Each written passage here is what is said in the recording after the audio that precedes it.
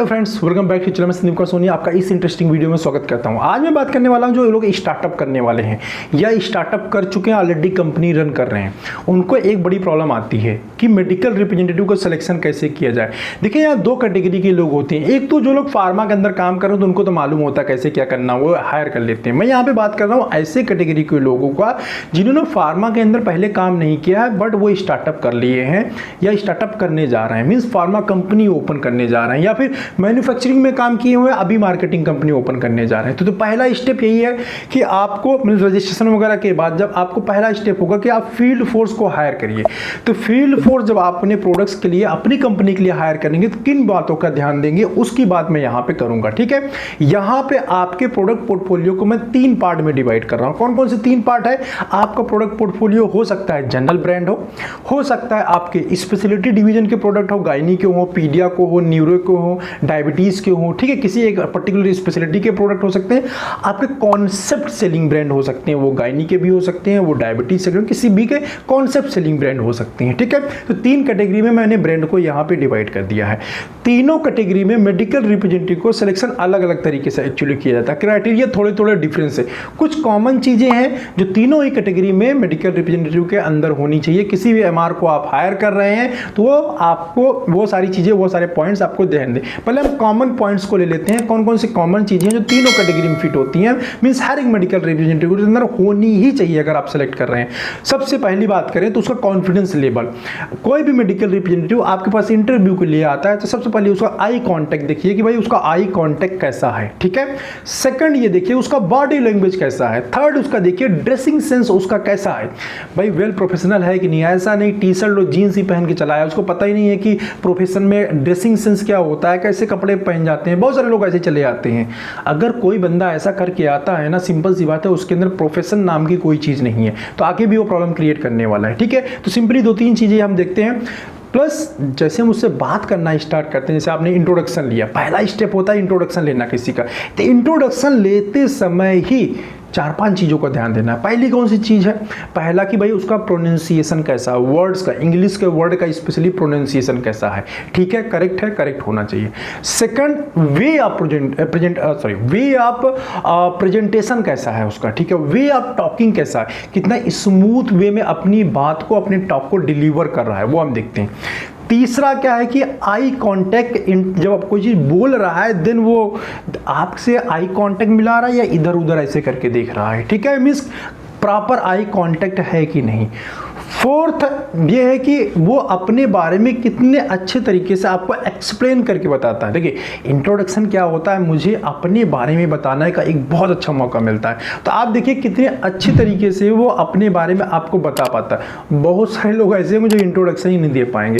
तो भैया जो इंट्रोडक्शन ही नहीं दे पा रहा है उसको क्या उम्मीद करेंगे आगे के लिए। ठीक है, तो ये मोटी मोटी 4-5 चीजें हैं जो इंट्रोडक्शन के टाइम पे ही हम गौर करते हैं। 4 चीज मैंने बता दी, 5वीं और इंट्रोडक्शन के टाइम पे वो गौर करने की जरूरत है कि उसने इंट्रोडक्शन में अपना क्वालिफिकेशन क्या बताया, कहां से क्वालिफिकेशन बताया, क्या वहां कोई पॉपुलर चीज है स्टडी रिलेटेड, आगे चल के उसी में से हम क्वेश्चन निकाल सकते हैं, या जो इंट्रोडक्शन में एमान ने बताया उसमें से कौन से क्वेश्चन बन सकते हैं। ठीक है, उसमें भी पूछ सकते हैं। ठीक है, पहला स्टेप तो यही है जनरल कि आप इंट्रोडक्शन में से 4-5 चीजों को ध्यान देंगे, उसमें से क्वेश्चन निकाल सकते हैं फर्स्ट। इसके बाद हम क्या पूछेंगे इंटरव्यू को।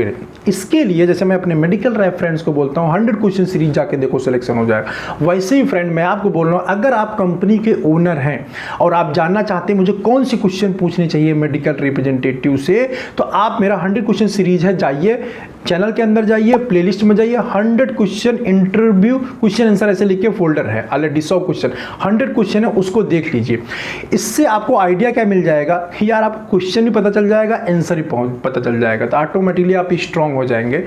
प्रिपरेशन कर लीजिए बार बार आप, या फिर आप एक काम कर सकते हैं, अपने सामने लैपटॉप आपने ओपन करके रखा हो, लैपटॉप ओपन कर लिए, सारे क्वेश्चन आपने उस पर टाइप कर रखे हैं सारे। ठीक है, अगर आपको टाइप किया हुआ चाहिए, पीडीएफ चाहिए तो आप मुझसे मांगेंगे, फ्री नहीं है, मैं आपको दे दूंगा। ठीक है, बहुत मिनिमम चार्ज है उसका 99 रुपीज़ ओनली, लेके आप उसमें अपने पूरा क्वेश्चन सीरीज रख सकते हैं, 100 क्वेश्चन सीरीज अपने पास रख सकते हैं। अपना लैपटॉप ओपन कर लीजिए, जब सामने वाले का इंटरव्यू ले रहे हैं आप उसी समय ओपन कर लीजिए। आप कहीं टेलीफोनिक इंटरव्यू ले रहे हैं, मोबाइल में ओपन करके देख लीजिए कौन कौन से क्वेश्चन पूछ रहा है। इससे आपको पता चल जाएगा जाएगा मेडिकल रिप्रेजेंटेटिव के अंदर कितना ज़्यादा पोटेंशियल या उसका नॉलेज कैसा है। ठीक है, तो इस बात का हम ध्यान देते हैं और यहाँ से इजीली आपको 100 में से आप ज़्यादा से ज़्यादा कितने क्वेश्चन पूछेंगे, 10 क्वेश्चन पूछेंगे, 12 15, बहुत, इतने में आप जान जाएंगे मेडिकल रिप्रेजेंटेटिव के अंदर नॉलेज है या नहीं है। 100 क्वेश्चन सीरीज जो है उसके अंदर कई कैटेगरी के क्वेश्चन हैं। बीए वाले के लिए कुछ सेगमेंट किया गया है, कैटेगराइज किया गया है, ये आपको उसी वीडियो सीरीज में मिल जाएगा, बताया गया है बहुत अच्छे तरीके से। ठीक है, स्पेशलिटी वालों के लिए कौन से क्वेश्चन पूछे जाएंगे, सुपर स्पेशलिटी के लिए कौन से क्वेश्चन पूछे जाएंगे, कॉन्सेप्ट सेलिंग ब्रांड है कौन से क्वेश्चन पूछे जा सकते हैं, ये सारी कैटेगरी वहाँ पर बताई गई है। तो यहीं पर नेक्स्ट क्वेश्चन आता है कि 3 सेगमेंट जो मैंने आपको बताया था, general, speciality and concept selling. तो अगर आपका पोर्टफोलियो, आपके कंपनी का पोर्टफोलियो अगर जनरल ब्रांड का, तो वहाँ पे जब हम कैंडिडेट से पूछते हैं तो हम देखते हैं कि जनरल मतलब क्वेश्चन पूछते हैं एंटीबायोटिक के बारे में या एमआर के वर्क के बारे में, मतलब सब्जेक्ट में इन डेप्थ जाके मुझे बहुत ज़्यादा पूछने की जरूरत नहीं पड़ती, बिकॉज हमें बहुत ज़्यादा सब्जेक्टिव टाइप का फिर कैंडिडेट नहीं चाहिए होता। राइट, जनरल प्रोडक्ट में हमें लेग वर्किंग वाला कैंडिडेट चाहिए, बहुत ज़्यादा होशियार नहीं होना चाहिए, बोलने चालने में अच्छा है, कॉन्फिडेंट है, आई कॉन्टैक्ट अच्छा है और वे ऑफ प्रेजेंटेशन ठीक है, बस उसको सेलेक्ट कर लेना चाहिए आपको, ताकि वो अच्छे से जाके काम करे। ठीक है, अगर आपके जनरल टाइप के प्रोडक्ट है, क्योंकि जनरल प्रोडक्ट में क्या होगा कि देखो आपका डॉक्टर है, ज़्यादा कुछ सुनेगा नहीं उसके अंदर, तो वहाँ पे क्या चाहिए, रेगुलर वर्किंग चाहिए, कंसिस्टेंसी चाहिए, व्यवहार बनाने वाला चाहिए, जो रिलेशन को जल्दी डेवलप, ऐसे व्यक्ति चाहिए आपको। राइट, तो यहाँ पे मेडिकल टाइप को सिलेक्ट करेंगे तो इन बातों का ध्यान देंगे।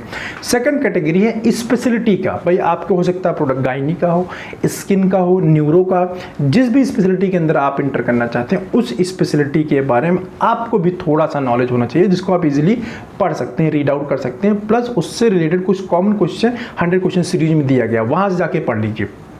तो आप क्या करेंगे, जनरल क्वेश्चन के साथ फिर स्पेशलिटी से रिलेटेड क्वेश्चन पूछेंगे। भाई जैसे कार्डियक स्पेशलिटी में आप काम कर रहे हैं, ठीक है, तो कार्डियक में भाई हार्ट बीट क्या होती है पूछ सकते हैं, हार्ट बीट में वॉइस क्यों आती है पूछ सकते हैं, कितना होता है ये पूछ सकते हैं, हाइपरटेंशन क्या होता है, एंटी हाइपरटेंसिव मेडिसिन का क्लासिफिकेशन क्या होता है, किसी भी एक क्लासिफिकेशन कैल्शियम चैनल ब्लॉकर है तो उसका मैकेनिज्म ऑफ एक्शन कैसा है ये पूछ सकते हैं। ठीक है, मीन्स आप सब्जेक्ट से रिलेटेड क्वेश्चन पूछेंगे, जनरल क्वेश्चन प्लस सब्जेक्ट से रिलेटेड आप क्वेश्चन को पूछेंगे। अगर आप इसमें ऐसे गायनी में है रिप्रोडक्टिव सिस्टम, पीरियड क्या होता है, ये जनरल से क्वेश्चन जो है जो स्पेशलिटी से रिलेटेड है उस क्वेश्चन को पिटअप करेंगे। थर्ड जो कैटेगरी मैंने बताया था, कॉन्सेप्ट सेलिंग ब्रांड अगर आपके पास में है या इस टाइप के अगर आपके पास में ब्रांड है, तो आपको ये ध्यान देना है कि आपको क्वेश्चन जनरल और स्पेशलिटी वाले जिस भी आपका जो कॉन्सेप्ट सेलिंग मॉलिक्यूल है वो गायनी का है, डायबिटीज किस सेगमेंट का है उसको ध्यान देना है। आपको क्या करना है कि पूछना तो क्वेश्चन स्पेशलिटी से ही है, लेकिन ध्यान ये देना है कि जो सामने मेडिकल रैप आंसर कर रहा होगा उसका वे ऑफ प्रेजेंटेशन कैसा होगा, क्योंकि कॉन्सेप्ट सेलिंग ब्रांड में फ्रेंड हमेशा ध्यान रखिएगा कि जो आपका वे ऑफ प्रेजेंटेशन हो, जो स्टोरी क्रिएट की जाती है ना, वही ब्रांड को सेल करते हैं। कॉन्सेप्ट सेलिंग ब्रांड के अंदर एक्चुअली हम कॉन्सेप्ट को सेल करते हैं, ब्रांड को नहीं, कॉन्सेप्ट को सेल करते हैं। तो मेडिकल रिप्रेजेंटेटिव जब आपके क्वेश्चन का आंसर दे रहा होगा ना, तो उसका वे ऑफ प्रेजेंटेशन 1 नंबर का होना चाहिए, तभी वो कॉन्सेप्ट मॉलिक्यूल को सेल कर पाएगा। राइट, तो ये थे 2-3 criteria, speciality wise plus general criteria किसी मेडिकल रिप्रेजेंटेटिव के सिलेक्शन के लिए। तो जब कभी भी आप एमआर का सिलेक्शन करें, अपने पास इंटरव्यू के लिए बुलाइए, आप 100 क्वेश्चन सीरीज देख लीजिए और ये कॉमन से क्वेश्चन देख लीजिए, जिससे आपको बहुत ज़्यादा ईजी हो जाएगा किसी भी एमआर का इंटरव्यू लेना। ईजिली आप समझ पाएंगे सामने वाला बंदा कैसा है। ठीक है, और कुछ चीज़ें ऐसी हो तो जो बताई नहीं जाती, कई बार बात करने से पता चल जाता है, कॉन्फिडेंस लेवल और बहुत सारी चीज़ें ऐसे सामने देखने के बाद। एक बात का और ध्यान रखिए, कभी भी किसी भी मेडिकल रिप्रेजेंटेटिव को बिना मिले हुए कभी भी फाइनल मत करिए। टेलीफोन पे कभी मत फाइनल करिए कि आपका दूर का हेडक्वार्टर है और आपने टेलीफोन पे ही मेडिकल रिप्रेजेंटेटिव का इंटरव्यू लिया और फाइनल कर दिया, ऐसा नहीं है। कोविड है, बहुत सारी प्रॉब्लम है, अगर दिक्कत आ रही है आप जूम कॉल की हेल्प ले सकते हैं, व्हाट्सअप कॉल के ले सकते हैं, गूगल डीओ की हेल्प ले, मतलब वीडियो कॉल। बिना देखे हुए सिलेक्शन कभी नहीं करना चाहिए। राइट, कभी भी बिना देखे हुए सिलेक्शन नहीं करना चाहिए। ये जो मैंने सिस्टम बताया है ये एरिया मैनेजर्स के लिए भी हेल्पफुल है, जो लोग एज ए एबीएम वर्क कर रहे हैं या अभी as a second line manager work कर रहे हैं, उनके लिए भी ये क्राइटेरिया काफ़ी ज़्यादा हेल्पफुल होने वाली है किसी भी मेडिकल रैप का सिलेक्शन। या जो नए नए एबीएम बने हुए हैं अभी, तो उनको भी समझ में आ जाएगा कैसे किसी मेडिकल रैप का सिलेक्शन किया जाता है, अब कौन से सिलेक्शन करते समय कैसे काउंसिल की जाती है। ठीक है, एक बात का और, अगर आपके पास नॉलेज है, आपने किसी मेडिकल रिप्रेजेंटेटिव को सेलेक्ट करने की कोशिश कर रहे हैं, कई बार बार हम कहते हैं सेलेक्ट करने की कोशिश कर रहे हो, तो हमने कई मेडिकल रैप ले लिए, हमारे क्राइटेरिया बिल्कुल फिट नहीं हो रहा था, हम सेलेक्ट करने की उस समय कोशिश करते हैं, हम चलो ठीक है बिल्कुल गया गुजरा अच्छा, कुछ तो अच्छा है, राइट। इस तरह से हम फिर कोशिश करते हैं, उसको बोलते हैं सेलेक्ट करने की कोशिश करना। तो इस एक चीज़ का ध्यान रखिएगा हमेशा कि अगर आपके पास नॉलेज है ना, उसके बारे में जानकारी है, मेडिकल रैप ने उसका रिप्लाई नहीं दे पाया है, ठीक है, तो पूरा इंटरव्यू फिनिश होने के बाद उसको एक बार जरूर समझाइए कि बेटा देखो आपने ना यहाँ मिस्टेक किया है एक्चुअली, नेक्स्ट टाइम जब भी आप इंटरव्यू के लिए जाना इन सब चीज़ों को आप इंप्रूव करना। देखो मैंने आपसे ये पूछा था इसका मीनिंग ये होता है, ये पूछा था इसका मीनिंग ये होता है, मीन्स जो भी क्वेश्चन पूछा है आपने उसका रिप्लाई आप मेडिकल रैप का कर दो। इससे दो काम होगा, देखिए एक हो सकता है मेडिकल रैप फिर से प्रिपरेशन करके आपके पास इंटरव्यू देने आए, अगर वो प्रिपेयर करके दोबारा आपके पास इंटरव्यू देने आता है और सही परफॉर्म करता है तो भी उस मेडिकल रैप को ले लेना चाहिए, मतलब उसके अंदर लर्निंग एबिलिटी है, कल को आप कोई चीज़ सिखाएंगे तो वो सीख जाएगा, ठीक है। दूसरा तरीका ये कहीं और जाएगा तो वो क्या हो जाएगा उसके फ्यूचर के लिए हेल्पफुल है, आपको वो हमेशा याद रखेगा, यार मैं वहाँ इंटरव्यू में गया तो उन्होंने मुझे इस क्वेश्चन का आंसर बताया था जो दूसरी जगह मुझे काम आया, ठीक है। तो आप ये कर सकते हैं।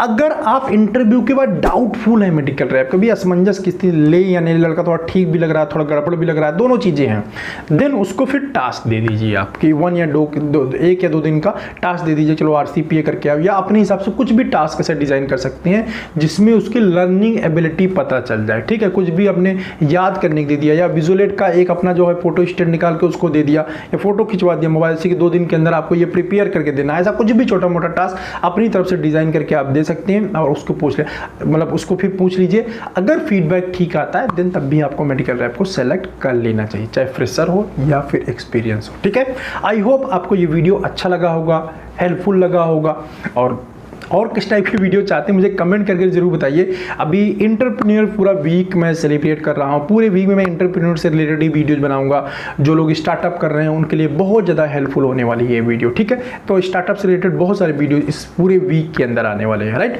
चलिए बस इस वीडियो में इतना ही, उम्मीद करता हूँ आपको वीडियो अच्छा लगा होगा। वीडियो देखने के लिए आपका बहुत बहुत धन्यवाद। Thanks for watching this video.